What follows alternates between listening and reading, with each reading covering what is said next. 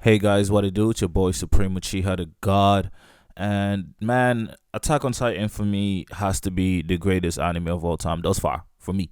Um this episode was, I think, the best Attack on Titan episode thus far. I think it was absolutely phenomenal. The Reiner backstory was so essential and came at the exact perfect time. Now you must understand that most of us already fuck with Reiner. We liked Annie. We liked Bertrand, whatever. But we liked these guys.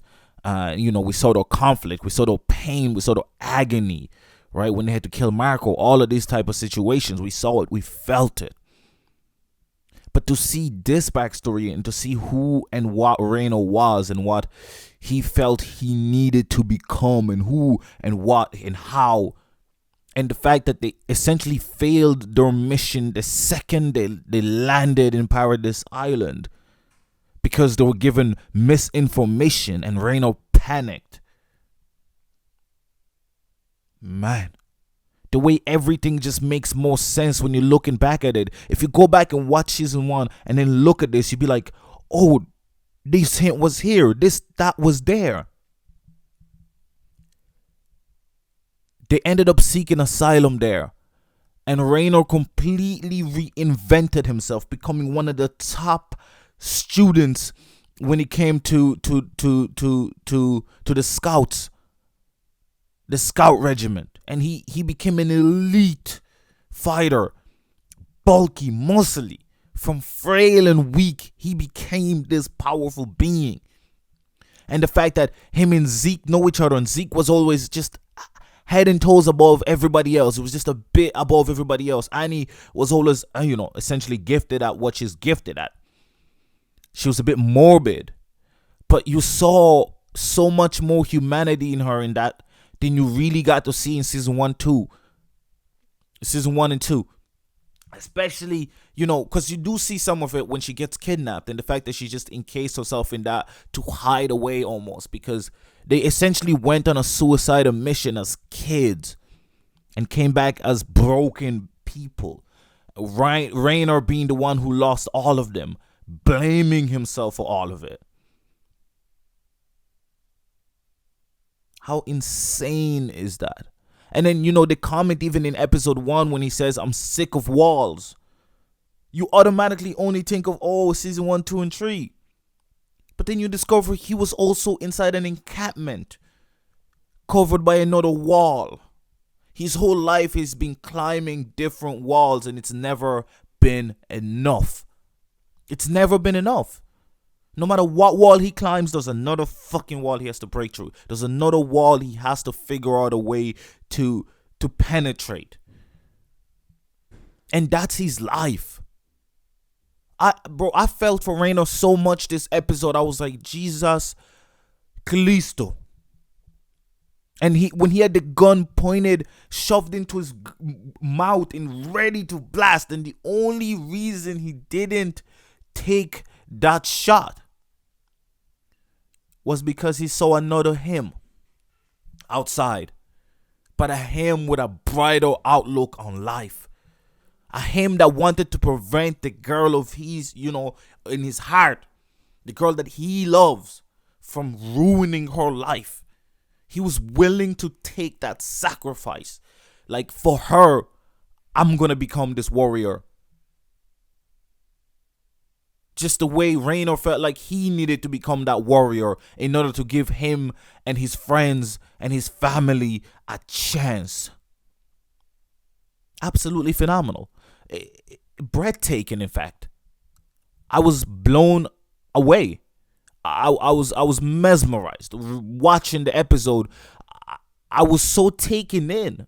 I was just after watching, this is like 4 a.m. I was just after watching the last episode of The Mandalorian, and I was like, yo, what a great episode. And then I watched Attack on Titan episode. I was like, okay, it's just different gravy. It's just different gravy. There's just levels to this shit. It's just different. It's just different. Annie Leonhart, we really see her as a person. We don't just see her as this cold-hearted, stone-cold killer. But now we understand how and why she became this cold-hearted, stone-cold killer. She just wanted to go home. She missed her family.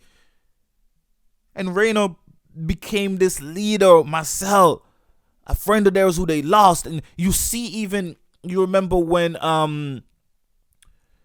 Christina's friend, I can't remember her name, Krista's friend, she Ymir. When Ymir became a Titan, you remember her story? She was wandering around, ate a person, and boom, became that Titan.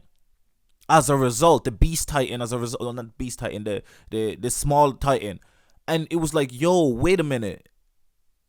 And then we see Marcel's story, and we see who he was, and how he is the reason Reiner even became the warrior Titan in the first place. It was supposed to be his own brother, but obviously he wanted to protect his brother the same way that, our new kid wants to protect Gabi.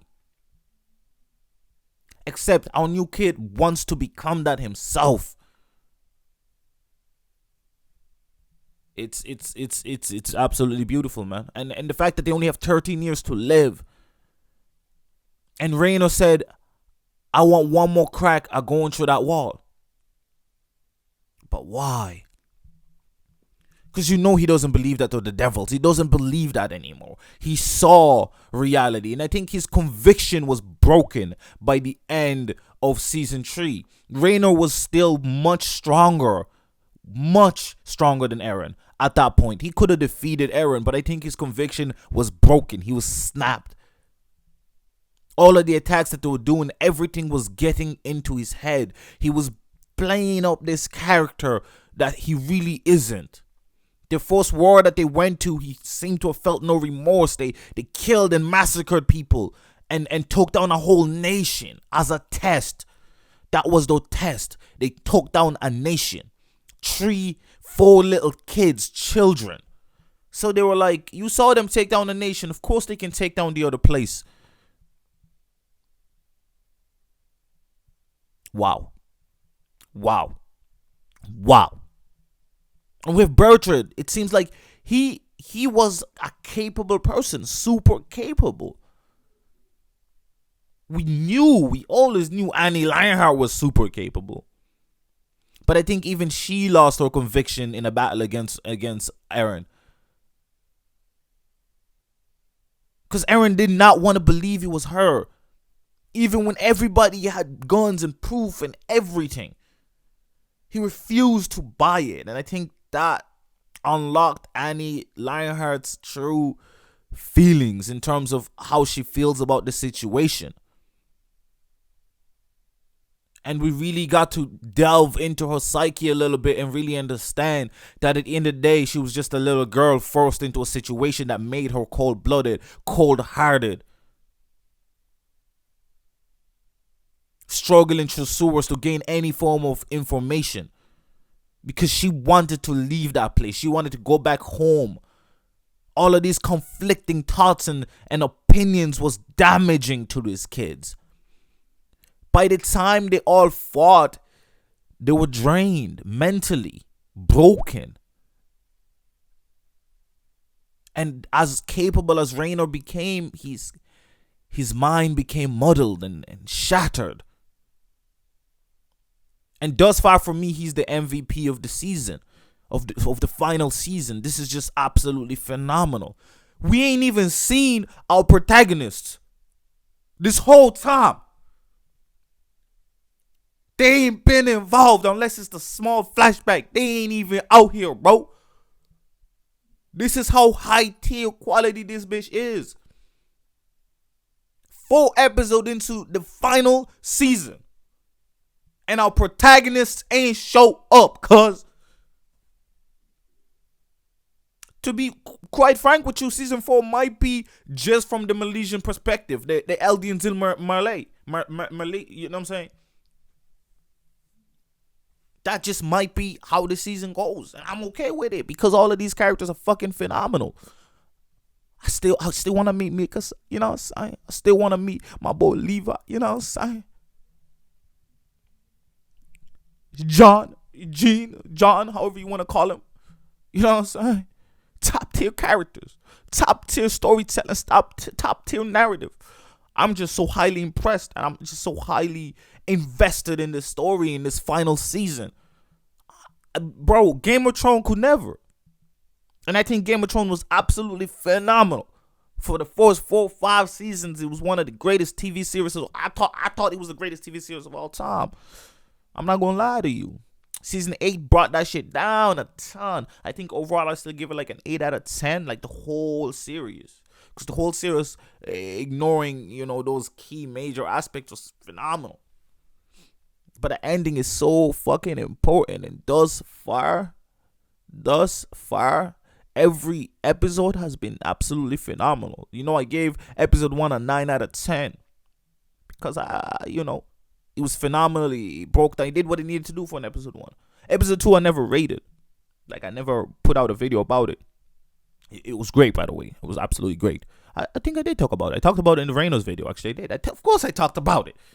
But episode 3, 10 out of 10, 11 out of 10, 100 out of 10. It's been the boys, Premature to God. I hope you guys enjoyed, man. Kids at war, baby. This is absolutely insane. And man, I'm out. I got friends now. You ain't know, but I got friends now. I'm balling out with my friends now. You ain't know what I got friends now.